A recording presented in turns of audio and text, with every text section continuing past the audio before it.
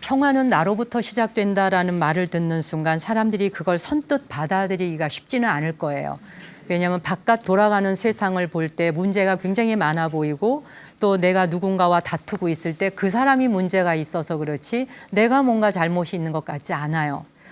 그러니까 평화는 나로부터 있는 게 아니라 바깥 세상이 평정을 찾으면 저절로 평화로워질 것 같은 거죠. 그래서 우리는 평화롭지 못한 삶을 계속적으로 살아가는데 그러면 마음의 그 평화를 가져올 수 있는 방법을 오늘 제가 여기에서 그 세 가지 프레임을 놓고 한번 생각해 볼까 싶어요. In, stay, out이라고 하는 그 세 가지의 프레임 속에서 우리가 평화로운 마음을 가질 수 있는 그런 방법이 뭐가 있을까 한번 우리도 집중적으로 같이 관심을 가져보도록 하죠. 우선 in이라고 하는 것은 나라고 하는 존재가 있음으로써 바깥 경계가 나에게 와서 부딪히는 것, 내게 다가오는 모든 갈등, 고통, 그 대상들과 함께 접하게 되는 모든 그런 것들이 다 그 인이 되는 것이죠. 예. 그런 고통들을 통해서 그 경계가 다가오는 고통들을 통해서 갈등을 겪게 되고 좌절하게 되고, 근데 그런 걸 어떻게 해결할 것인지, 그렇죠? 그리고 또 하나가 이제 stay. 그런데 그런 것들은 내 안에 아주 오래전부터 머물러 있었다는 거예요. 과거의 기억들이. 그 과거의 기억들이 아주 오래전부터 머물러 있어서 그러다 보니까 그 경계를 내가 넘기가 어려운데 그 부정적인 기억들이 바로 나의 까르마가 되는 거죠. 근데 이 까르마는 습관 때문에 만들어지는 거거든요. 반복한 습관이 바로 그 스테이, 오랫동안 머물러 있다는 거예요. 내 안에. 자, 그리고 이제 아웃은 뭐냐 하면 그래서 그 스테이하고 있는 것을 어떻게 내가 그 까르마를 다스릴 수 있을 것인지의 방법을 안 뒤에 그다음에 아웃이라고 하는 건 마음의 습관으로부터 완전히 벗어나는 새로운 마음을 한번 내보자. 불가에서는 발심이라 그래요. 새로운 마음으로 한번 발심해보자. 네, 그래서 이렇게 세 가지의 프레임을 통해서 우리 마음의 평화를 찾아가는 방법을 오늘 같이 이야기를 나누어 보도록 하죠. 자, 제가 외부로부터 다가오는 모든 경계들, 그러니까 외부로부터 다가오는 이런 경계들이 처음부터 고통스러웠던 것이 아니라 여기에 그 아이를 낳아보신 부모님들이 계실 거예요. 자, 그러면 자녀를 처음 낳았을 적에는 그 아이가 손도 제대로 있고 발도 제대로 있고 눈, 귀, 코가 제대로 있어요. 제대로 된 것이 태어난 것만으로도 고마워요. 그냥 행복해요. 그래서 그때 이제 엄마의 마음은 뭐냐면 그래 아무것도 더 이상 바라는 게 없어. 그저 너 건강, 네 행복을 위해서 내가 뭐든지 다 해줄게. 자, 이랬습니다. 근데 아이가 점점 자라나기 시작해요. 이렇게 이제 컸어요. 이렇게. 커지다 보니까 부모님하고 뜻이 안 맞아요. 말이 어긋나죠. 근데 왜 이게 어긋나기 시작하냐면 부모님이 이제 아이가 크기 시작하면서부터 네가 손과 발이 제대로 있고 눈, 귀, 코가 거기 있는 것만으로도 고마워라고 하는 마음에 넘어서서 네가 모범생이었으면 좋겠고 네가 엄마 말을 잘 듣는 아이였으면 좋겠고 공부 잘하는 아이였으면 좋겠고 사회에 나가가지고 네가 모든 사람에게 인정받는 아이였으면 좋을 텐데 뭐 이러면 좋을 텐데 저러면 좋을 텐데 우리는 나의 바램이 생기기 시작해요. 나의 바램이 생기니까 세상 바깥을 내 마음대로 움직이려고 그래요. 그래서 비가 안 왔으면 좋겠어. 또 비가 왔으면 좋겠어. 해가 뜨면 해가 안 떴으면 좋겠어. 그늘 좀 졌으면 좋겠어. 너무 그늘이 지면 해 좀 나와봤으면 좋겠어. 이 우주 자체가 내 마음에 따라 움직여주기를 바라는 거예요. 고통은 여기서 오는 거예요. 바깥 세상을 내 의지대로 움직여 보려고 그러는 거예요. 바깥은 내 생각과 관계없이 자기의 섭리대로, 자신의 순리대로 돌아가는 것이에요. 그 존재도 마찬가지고 대상도 자연도 마찬가지죠. 그러니까 고통과 갈등은 어떻게 시작되느냐 하면 내 의지대로 안 되는 것에 대해서 화가 나. 애가 내 말을 안 들어. 남편이 내 말을 안 들어. 여기에서 모든 싸움과 갈등이 오더란 말이에요. 그래서 여러분도 혹시 아시는 이야기일 거예요. 오래된 우화 중에 아주 재밌는 얘기가 있어요. 사자와 소가 서로 만나서 사랑을 했어. 그래서 결혼을 했어. 둘이. 얼척없는 짓이죠. 근데 우리가 대부분의 사회가 사자와 소가 만나 결혼을 해. 어쩌면 여러분 중에도 그런 사람 있을지 몰라요. 그렇죠? 자, 이렇게 사자와 소가 만나서 결혼을 했는데 사자가 소를 너무나 사랑해. 그래서 매일매일 신선한 사냥을 해서 신선한 몸통을 물어다 주는 거예요. 오늘도 물어다 줘, 내일도 물어다 줘, 일주일, 한 달 계속 물어다 주는데 소는 먹을 수가 없어요. 그래도 나를 생각해서 이렇게 갖다 주는데 고마운 마음에 그 쳐다는 보지만 먹지는 못해요. 그래서 너무 고마운 마음에 이 소도 사자를 사랑하는 마음으로 그래 나를 위해서 저렇게 노력하는데 나도 좀 뭐 한번 보답하자 이제 싶어가지고 소가 아주 신선하고 유기농이 아니야. 정말 내추럴 자연 그대로의 풀을 뜯어서 이 사자에게 갖다 줘요. 갖다 주는데 이 사자는 먹을 방법이 없어. 먹질 못해. 그래서 소가 오늘도 갖다 주고 내일도 갖다 주고 매일 뜯어다 주는데 먹질 못해요. 서로 이해를 못해. 왜 내가 사랑하는 방식대로 너에게 이렇게 도와주는데 네가 왜 내 걸 받아들이지 못하는지 납득할 수가 없어요. 그래서 둘이 시름시름 말라가. 사랑은 하는데 지쳐. 어쩌면 여기도 계실지 몰라요. 그렇죠? 그래서 막 시름시름 지쳐가면서 그냥 병이 들어버렸어. 시들어버렸어. 그래 도저히 대화가 안 돼. 처음엔 막 싸워도 봤어. 내가 못 먹는 걸 왜 갖다 주는 거야? 이게 네가 날 사랑하는 방식이야? 응? 내가 그거 못 먹는 거 너 몰라? 막 이래요. 그래서 사자는 막 으르렁대면서 너 내가 이런 거 먹고 기운 쓸 수 있다고 생각하니? 어? 막 그러는 거야. 그러니까 소가 또 내가 이빨이 네 이빨하고 똑같은 줄 알아? 나 그런 거 못 뜯어 먹는단 말이야. 막 난리가 났어요. 도저히 안 돼. 이혼하기로 했어. 헤어졌어요. 사랑을 하기는 쉬울 수 있지만 사랑을 완성한다는 사실은 이렇게 어려운 일이에요. 그렇죠? 자, 그런데 우리가 삶 속에서 부모와 자식 사이에도 이런 갈등이 와요. 엄마는 이게 몸에 좋으니까 먹어라. 자식은 너무나 먹기 싫어, 그게. 부모님이 건강하다고 먹으라는 것은 자식이 쳐다볼 때는 먹고 싶지 않은 음식이에요. 이게 사자와 소의 이제 사랑법이 시작되는 거예요. 그러면 이제 눈물을 찔찔 흘리다가 안 되니까 부모님은 속상하면 절에 오는 거야. 절에 와서 스님한테 이제 하소연을 해요. 내가 자식을 위해서 돈 들여 이렇게 하는데 걔가 먹질 않고 그 녀석은 내 진짜 원수지 이게 무슨 자식이냐. 그래서 이제 원수가 돼버리는 거예요.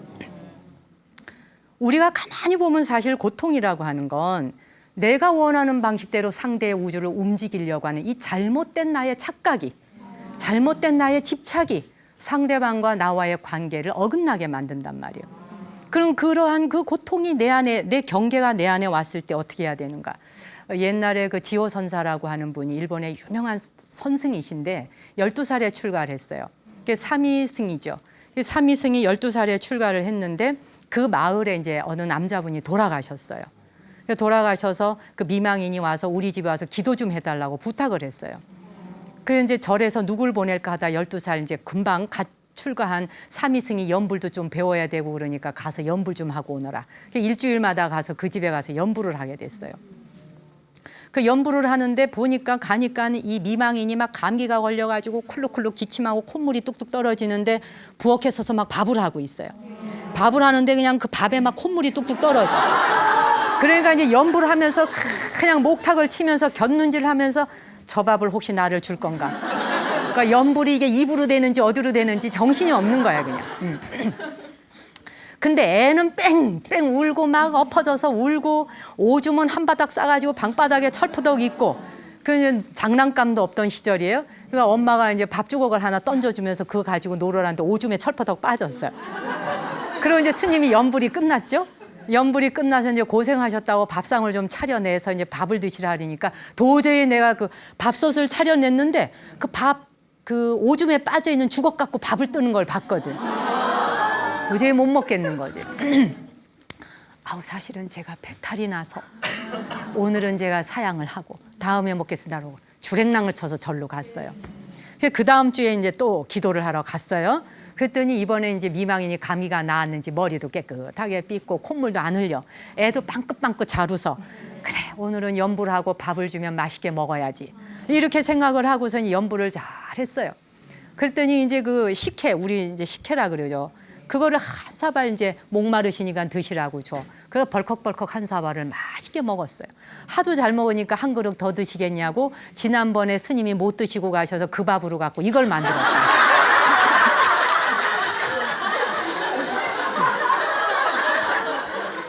참 황당하게 이럴 때건. 그러니까 갑자기 지호 스님이 왜 하는데 이미 때는 늦으리. 방법 없는 거예요. 먹어버렸어요. 그런데 그 후로부터 수행을 열심히 하셔서 대선승이 되셨어요.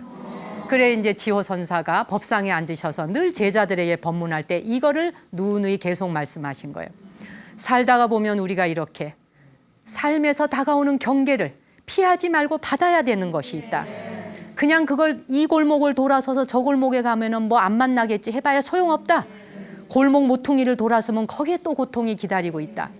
서울에서 고통스러우니까는 부산으로 달아났는데 부산 가면 또 있어. 부산에서 고통스러워 광주로 갔더니 거기 또 있어. 광주에서 만나니까 이 고통스러워 두바이까지 갔어요. 사막 위에도 그런 종자는 또 있는 거예요. 내가 아무리 나를 고통스럽게 하는 존재를 피해 보려고 해봐야 내 안에서 평화를 찾지 않은 상태에서는 지구 어디까지 달아나더라도 평화를 찾을 수는 없다는 거예요. 외부 바깥에선 찾을 수 없는 거예요. 지호선사께서 제자들에게 그런 가르침을 말씀하시며 살다가 우리의 인생살이의 삶에서 어려움이 올 때, 그 어려움이 닥쳐올 때 피하지 말고 파도를 타듯이 받아들여라. 친구가 되어라. 그냥 고통도 나의 벗이 되어줄 수 있다. 도대체 이 세상에 와서 고통이라는 게 없이 과연 우리가 성장할 수 있을까요? 자, 농사를 지을 때 비가 오지 않아, 태풍도 불지 않아. 매일 순풍에 돛단 듯이 알맞은 햇빛과 알맞은 태양, 알맞은 바람만 와. 그러면은 벼농사가 제대로 될까요? 쭉정이밖에 없어요. 태풍이 몰아치고 비바람이 몰아치고 천둥 번개가 내리치고 거기서 쓰러지는 것도 있고 일어나는 것도 있는 가운데 곡식이 연그는 것과 같이 우리 인간도 우리 내면에서 일어나는 수많은 반응의 그 고통에 대한 갈등에 대한 것들을 내가 어떻게 그것을 친구가 되고 받아들이냐에 따라 그 고통은 나에게 엄청난 벗이 되어줄 수 있다는 거예요. 나를 성장시켜주는 그런 기회가 될 수 있다는 거죠. 자, 그런데 우리가 이제 아까 사자와 소의 이야기처럼 그렇게 말이 통하지 않아 고통스러워서 서로 헤어지고 자식을 키우는데 자식은 어떻게 떼어낼 수가 없잖아요. 평생 같이 가잖아요. 가슴에 묻고 가잖아요. 자, 그러다 보니 뜻대로 안 되니까 이제 절에를 가서 기도를 시작했어. 일단 100일 기도를 시작했어요. 100일 기도를 하고 나면 사람이 조금 바뀌어. 인물도 바뀌고 빛이 나. 그렇죠? 예, 조금 이제 그 배터리 충전이 좀 됐잖아요. 자, 그러니까 이제 아주 마음이 평화로워져서 밥상에 반찬부터 틀려져요. 그러니까 남편이 볼 적에 야, 너 절에 가서 기도하니까 정말 좋아졌다. 자주 가. 이랬습니다.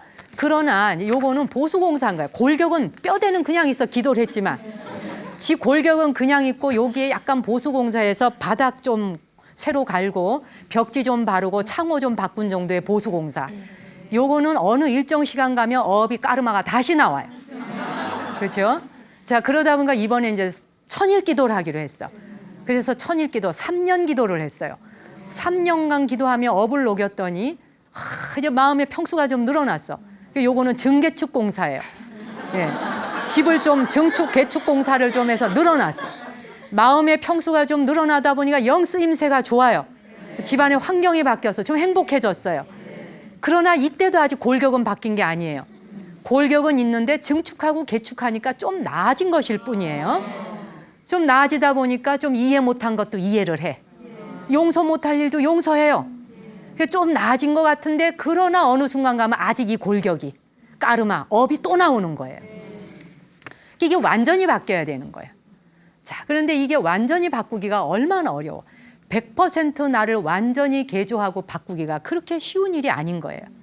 자, 그런데 우리가 그렇게 내 방식대로 이렇게 내 방식대로 살아가면서 겪는 그 고통 속에 내가 이런 것 좀 한번 바꾸어 보겠다고 수도 없이 기도를 하고 염원을 하지만 그 기도가 일정 시간 가면 다시 나를 원위치로 돌아오게 하는 것. 이렇게 끊임없이 미워하는 마음이나 패배감이나 좌절감이나 실망감 이런 것은 뭐냐, 마치 내가 같은 돌부리에 반복해서 넘어지는 것 같은 느낌이 들 때 있죠. 그리고 내가 경험하고 싶지 않은 일을 계속 반복해서 경험할 때가 있잖아요. 자, 내가 토마토 주스 한 잔을 컵에 따라서 마셨어요.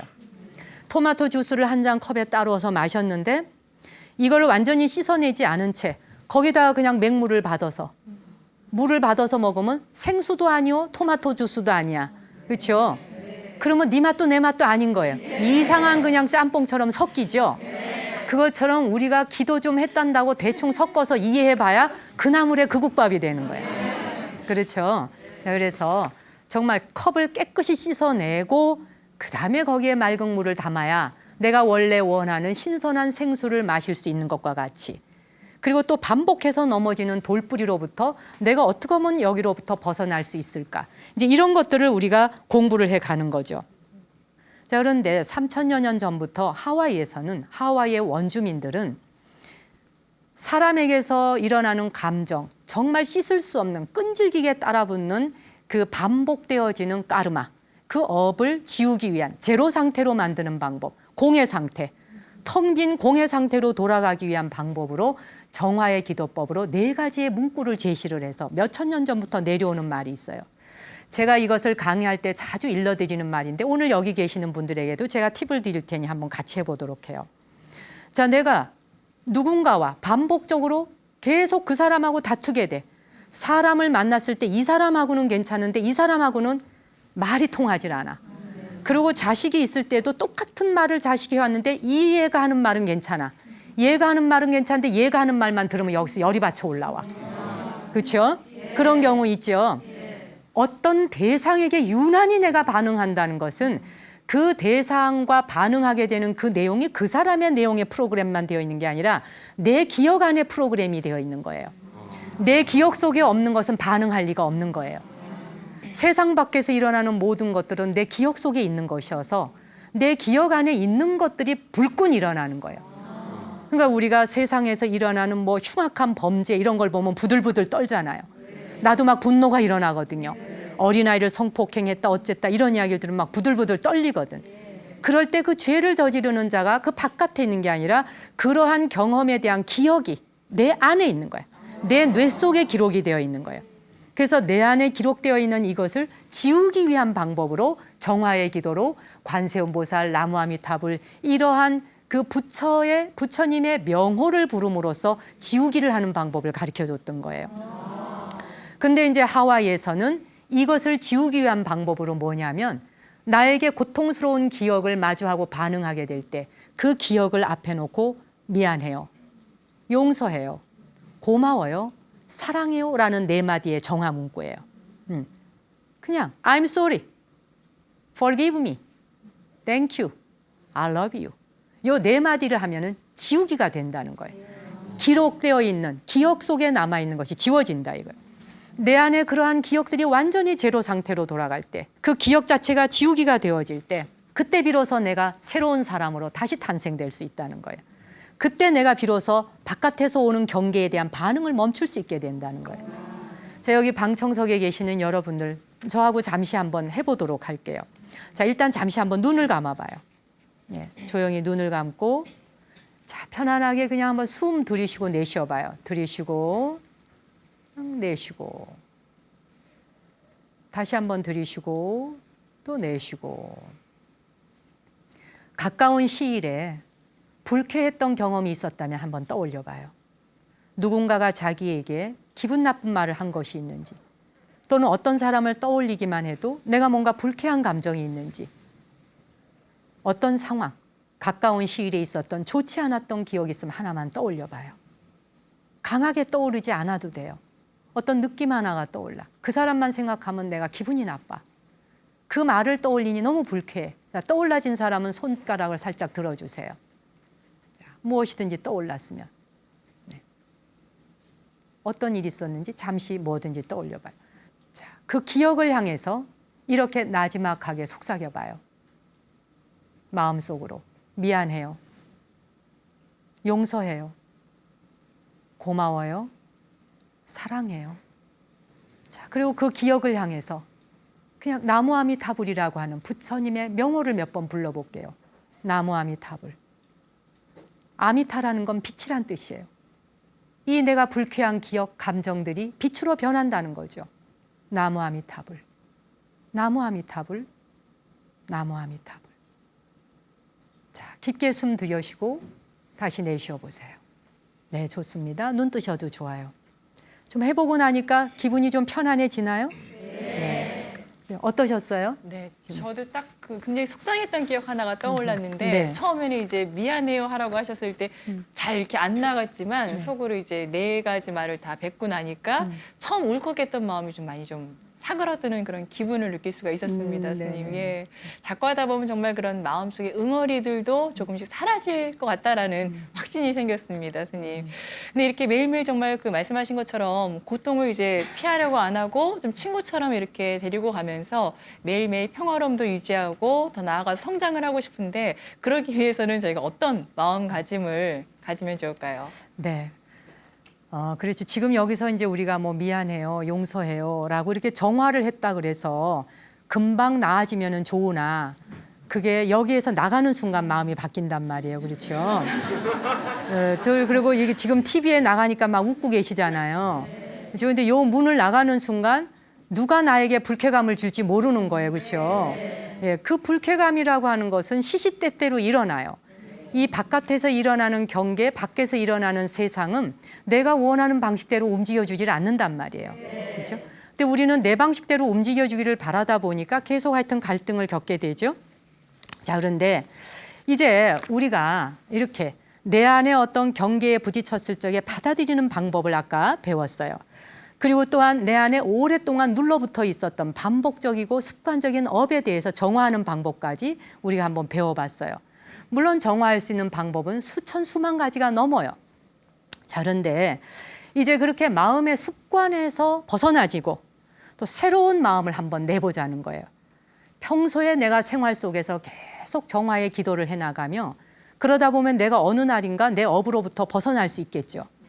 그 벗어나지고 난 다음에 벗어난 다음에 그냥 벗어났으니까 되었다가 아니에요.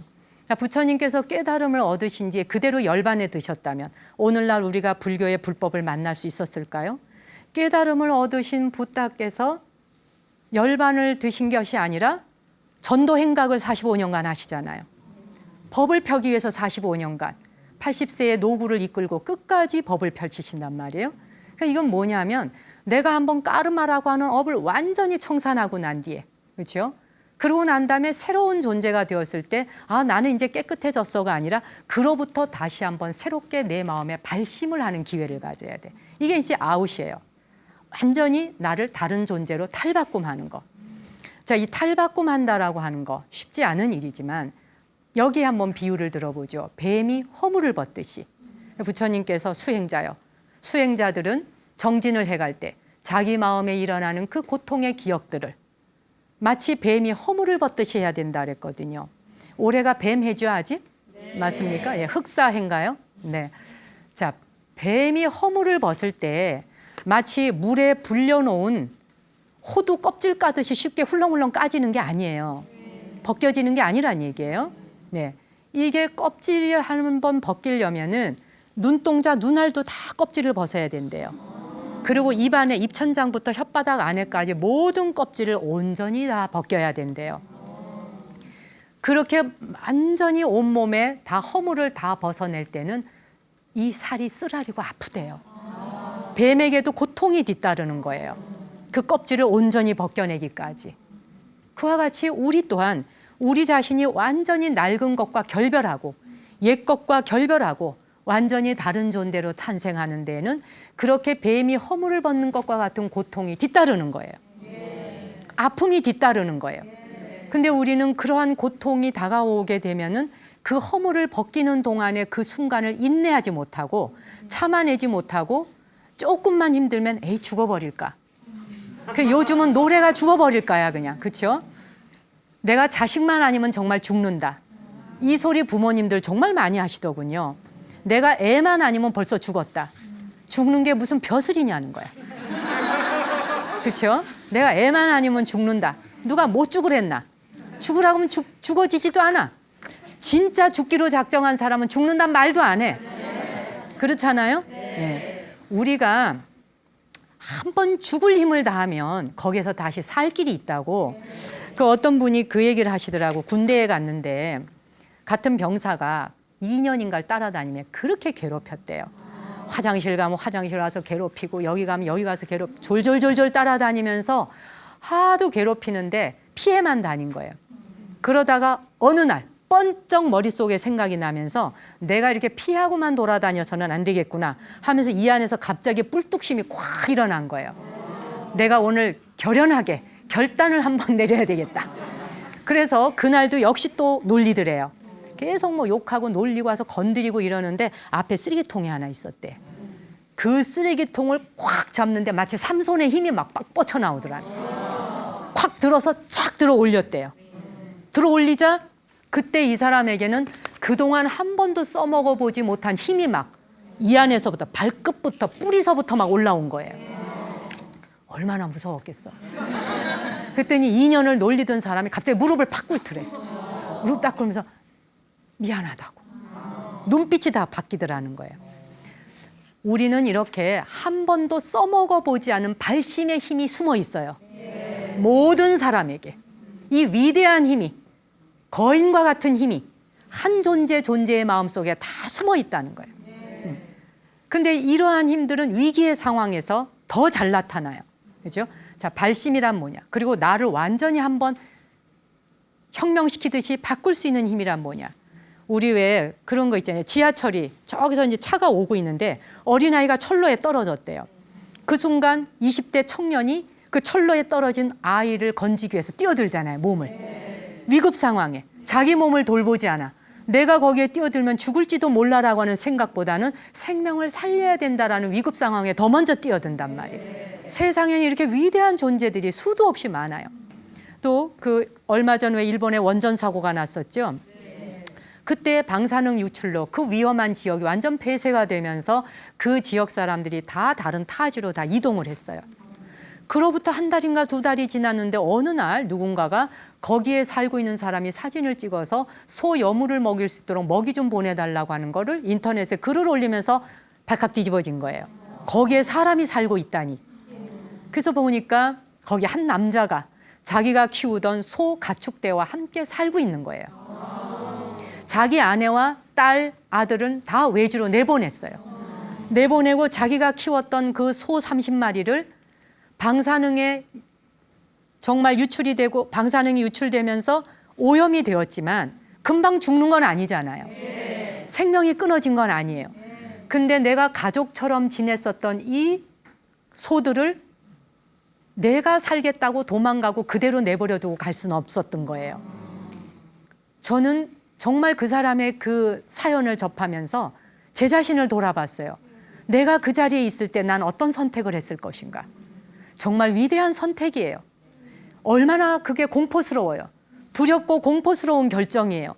더구나 내 자식과는 다시 만나지 못해. 내 아내와 두 번 다시 만나지 못해요. 그들은 다 안전한 지역으로 피신했고 이 사람은 이미 너무나 많은 방사선의 오물에 그냥 노출이 된 거죠.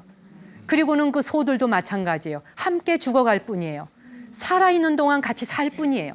더 이상의 바람이 없어. 이건 대보살심이 아니고는 가질 수 없는 생각이라고 여겨요. 그렇죠? 이 소들의 생명을 나하고 비견했을 때 하나도 차등이 없다고 생각하는.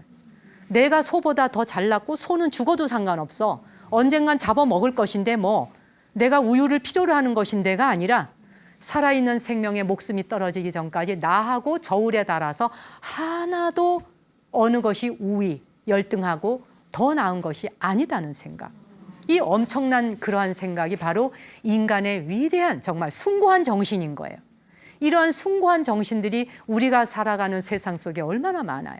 히말라야 산에 갔다가 자기의 후배가 크레파스에 빠져가지고 대롱대롱 둘이 줄 하나에 매달려 있는데 그 선배의 손이 여기에 밧줄에 그냥 홈이 패여가지고 뼈가 다 드러나는 상태에서도 몇 시간의 사투 동안 그 상태에서는 누구든지 그 줄을 끊어버리면 된다는 거예요. 그런데 끊지 않고 끝까지 끌려 올라와. 끝까지 왔어요. 그 후배를 끌어올린 선배. 결국은 손가락이 동상 걸려 8개인가 10개인가 다 잘라냈죠. 그리고 크레파스에 빠졌다 올라온 그 후배 발가락인가 다 10개인가 뭐 다 잘라냈죠. 다리를 잘랐든가 둘 다 장애인이 되었습니다. 그러나 그들은 몸이 장애가 된 것이 아니라 그들은 정말 돈 주고도 얻을 수 없는 영원한 우정과 사랑을 얻었어요. 그리고는 그렇게 다 잘라낸 발과 손가락을 가지고 둘이 의지해서 또다시 히말라야 등반을 갔어요. 스티븐 호킹 박사가 그런 이야기를 했어요. 호킹 박사는 21살에 류게릭병에 걸렸죠. 영국의 천재 물리학자입니다. 네. 그 천재 물리학자 그 호킹 박사가 그런 이야기를 해요. 온 전신이 다 마비된 사람이에요. 그죠? 전신이 다 마비되고 자기의 고개 하나도 자기의 의지로 움직일 수 없어요. 대소변도 본인이 볼 수 없어요. 밥도 본인이 떠먹을 수 없는 사람이에요. 전신이 다 굳은 사람이에요. 그렇죠? 그런데 그가 무슨 말을 했느냐 하면 이 이상 무엇을 더 바라겠습니까?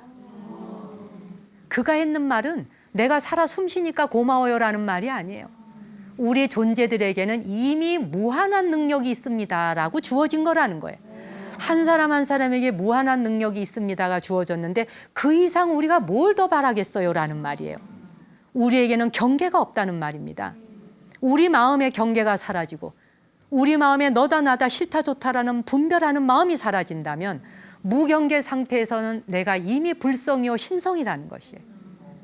그렇게 우리 안엔 또 한 번의 발심을 통해 내가 나를 일으켜 세워서 내가 사회에 봉사를 하던 내가 나 자신을 다시 성장을 시키건 내 가족과 내가 만난 데는 이유가 있을 것이다. 내가 이 우주관에 와서 이 가족을 만났을 때는 뭔가 메시지가 있을 것이다. 내가 이 생에 와서 이걸 배우고 가지 못한다면 이 인생학교에서 이걸 배우고 가지 못한다면 다음 생을 어떻게 또 기약하겠는가. 이런 마음으로 우리가 정진해야 되지 않겠는가. 그런 생각이 듭니다. 네. 자, 오늘 스님 말씀 들으면서 정말 그 마음의 고통에서 그 지울 수 있는 방법도 알려주셨고 정말 우리 자신을 다시 한번 돌아볼 수 있게 하는 귀한 말씀들 들려주셨는데요. 우리 정 목사님께 여러분 큰 박수 부탁드리겠습니다.